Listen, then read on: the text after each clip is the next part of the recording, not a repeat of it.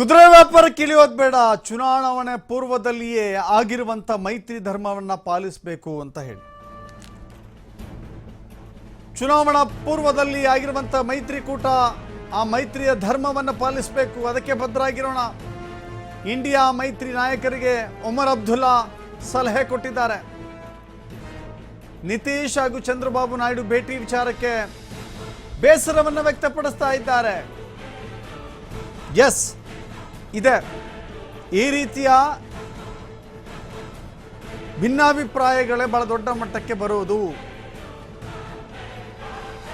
ಚುನಾವಣೆ ಪೂರ್ವದಲ್ಲಿ ಹೊಂದಾಣಿಕೆ ಎಷ್ಟು ಪಕ್ಷಗಳಿತ್ತೋ ಅಷ್ಟೇ ಪಕ್ಷದ ನಾಯಕರನ್ನು ತೆಗೆದುಕೊಂಡು ಮುಂದುವರಿಯೋಣ. ಅಧಿಕಾರಕ್ಕಾಗಿ ಬೇರೆ ಪಕ್ಷದ ನಾಯಕರನ್ನ, ಬೇರೆ ಪಕ್ಷದ ಸದಸ್ಯರನ್ನ ಕರೆದು ತರೋದು ಬೇಡ ಅನ್ನೋದು ಒಮರ್ ಅಬ್ದುಲ್ಲಾ ಹೇಳ್ತಾ ಇದ್ದಾರೆ.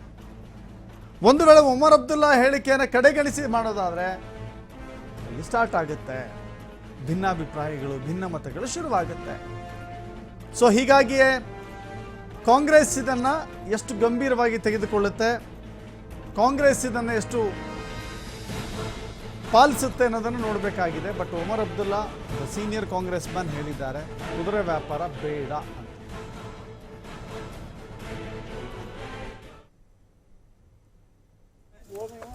इस अंदाज में आपसे बात करना नहीं चाहता था. मेरी ये उम्मीद थी कि बारामूला काउंटिंग सेंटर से डीसी ऑफिस जाके अपना सर्टिफिकेट लेके मैं आपसे बात करूं, लेकिन अल्लाह ताला को वो मंजूर नहीं था और बारामूला पार्लिमानी सेगमेंट के लोगों ने जो फैसला सुनाया है वो हमारे सिर आंखों पे. मैं जानता था कि ये मुकाबला मुश्किल होगा. शुरू में जिसके खिलाफ मैं इलेक्शन लड़ रहा था वो उसकी मुखालफत करना मेरे लिए ज़्यादा आसान था. इंजीनियर रशीद साहब जब मैदान में उतरे तो जाहिर सी बात है इलेक्शन में उनका मुकाबला करना हमारे लिए थोड़ा सा और मुश्किल पड़ गया. और जिस तरह का सेंटिमेंट बना, जिस तरह नौजवानों ने, हमारी माओं ने, बहनों ने इंजीनियर रशीद की रिहाई के लिए वोट डाले, नतीजा अब आपके सामने है. लेकिन चलिए, कभी कभार इलेक्शन में जो है हार जीत होती है. ये पहली मर्तबा मैं पार्लियामेंट का इलेक्शन हारा हूँ. बात है कि मैं इस अंदाज में आपसे बात करना नहीं चाहता. ಹೆಸರು ಒಮರ್ ಅಬ್ದುಲ್ಲಾ ಅವರ ಮಾತು.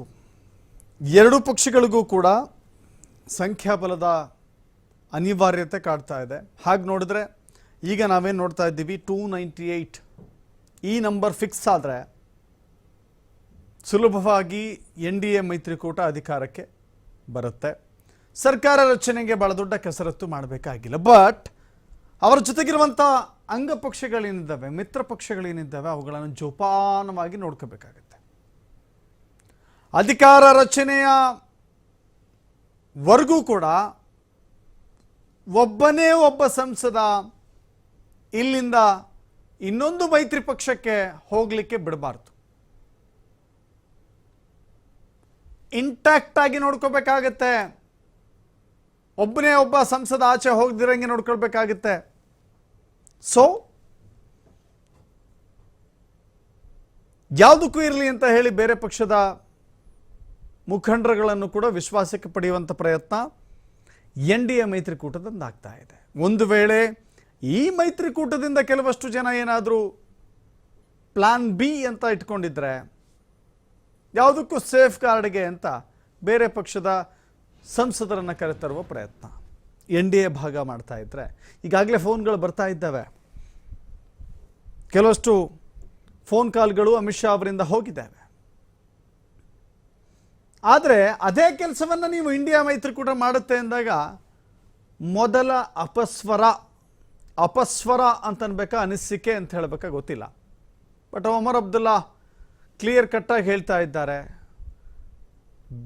ನಾವು ಚುನಾವಣಾ ಪೂರ್ವದಲ್ಲಿ ಮಾಡಿಕೊಂಡಿರುವ ಹೊಂದಾಣಿಕೆ ಅದನ್ನು ಮಾತ್ರ ಮುಂದುವರಿಸಬೇಕು. ಹೆಚ್ಚು ಕಮ್ಮಿ ಏನಾದರೂ ಆಯಾ ಪಕ್ಷಗಳಿಗೆ, ಬೇರೆ ಬೇರೆ ಪಕ್ಷಗಳಿಗೆ ಗಾಳ ಹಾಕೋದು ಬೇಡ. ಇಲ್ಲಿ ಕುದುರೆ ವ್ಯಾಪಾರ ಬೇಡ, ಹಾರ್ಸ್ ಟ್ರೇಡಿಂಗ್ ಬೇಡ. ನಾವೆಷ್ಟು ಜನ ಇದ್ದೇವೆ ಅಷ್ಟೇ ಜನ ಮುಂದುವರಿಯೋಣ. ಹಾಗಾದರೆ ವಿರೋಧ ಪಕ್ಷದ ಸ್ಥಾನದಲ್ಲಿ ಕೂರಲಿಕ್ಕೆ ಸಿದ್ಧರಾಗಬೇಕು. ವಿರೋಧ ಪಕ್ಷದ ಸ್ಥಾನದಲ್ಲಿ ಕುಳಿತುಕೊಳ್ಳೋಕೆ ಕಾಂಗ್ರೆಸ್ ಆ ಮನಸ್ಥಿತಿಯಲ್ಲಿ ಸಿದ್ಧವಾಗೋ ಲಕ್ಷಣಗಳಿದೆಯಾ ಅಂತ ನೋಡಿದ್ರೆ ಖಂಡಿತವಾಗಿ ಇಲ್ಲ ಅಂತ ಹೇಳುತ್ತೆ. ಈಗಾಗಲೇ 10 ವರ್ಷಗಳ ಕಾಲ ಅಧಿಕಾರವಿಲ್ಲದೆ ಕಾಂಗ್ರೆಸ್ ಪಕ್ಷ ಇದೆ. ಒಂದು ವೇಳೆ ಈ ಅವಧಿಯನ್ನು ಕಳೆದುಕೊಂಡ್ಬಿಟ್ರೆ ಪಕ್ಷದ ಅಸ್ತಿತ್ವದ ಅವಶ್ಯಕತೆಗೆ ಬಹಳ ದೊಡ್ಡ ಆಘಾತ ಆಗುತ್ತೆ ಅನ್ನೋದು ಕಾಂಗ್ರೆಸ್ನ ಮನಸ್ಥಿತಿ.